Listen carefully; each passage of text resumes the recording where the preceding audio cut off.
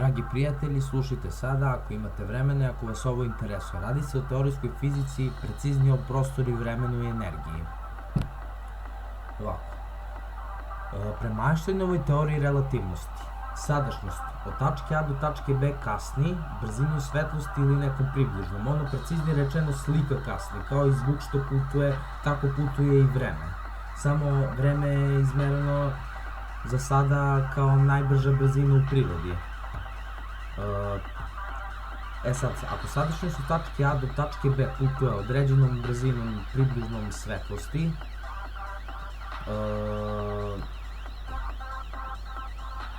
budućnost u tački A, recimo A', ako povučemo vertikalu na gore, na dužtu od A do B, a dužina od A do B je 1 sekund putovanja vremena, recimo neka veća distanca, za sekundu gore u A', sadašnjost je ista kao i u tački B, što znači da je vreme relativno, to je odnosno prema teoriji relativnosti.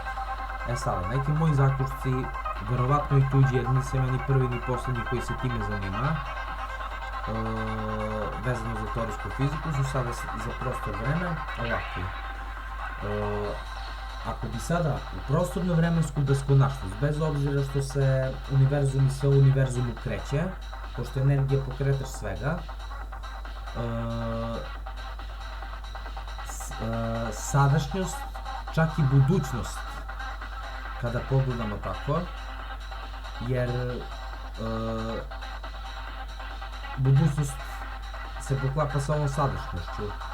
Budućnost u beskonačnosti od neke tačke C, primjer recimo, do tačke B, zbog beskonačnosti beskonačno putuje, odnosno kasni do nja. Samim tim predstavlja beskonačnu prošlost za nju. Tako da vreme možemo definisati samo u jednoj tački, određen vremenski tok, da kažemo, definiciju.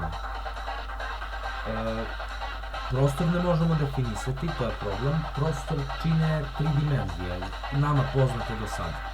Ali vreme čini jedna tačka, jer već do druge tačke teče vremenski tok. Sada tu se stvara to neko, da kažemo, polje, recimo nekoliko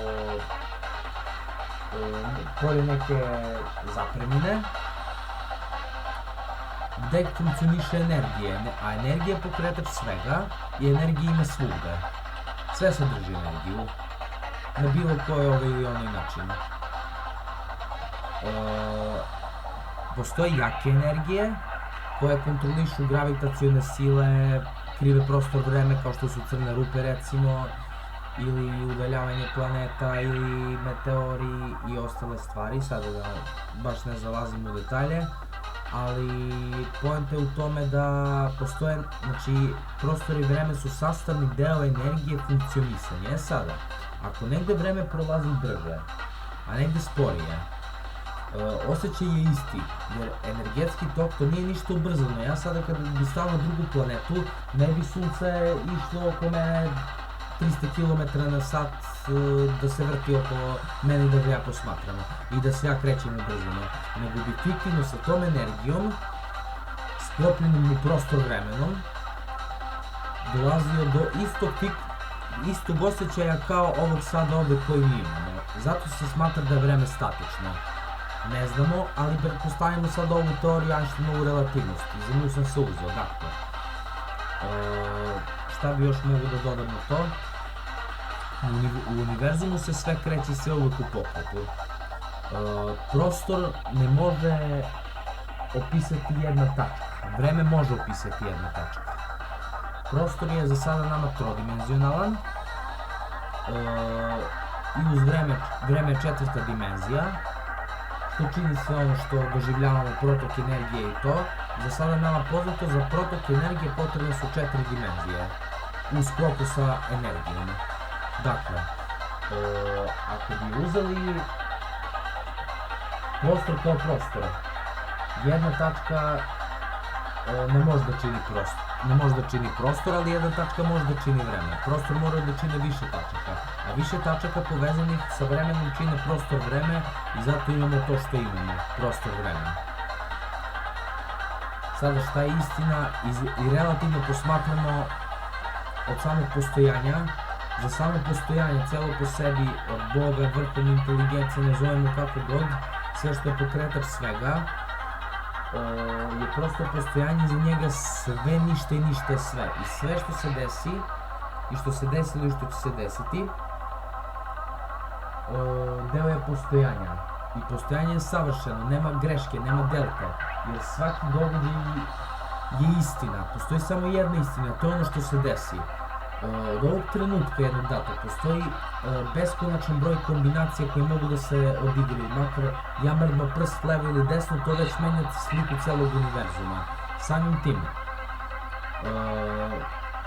celokupnog univerzuma sliku mislim, samim tim postoji samo ta jedna istina koja se odvija.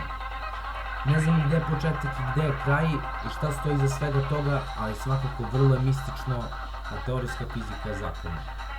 A sada idemo na 1. maj pa na aftermath. Da smo živi i zdravi, budimo ljudi, budimo dobri, budimo hrabri. A sad malo party.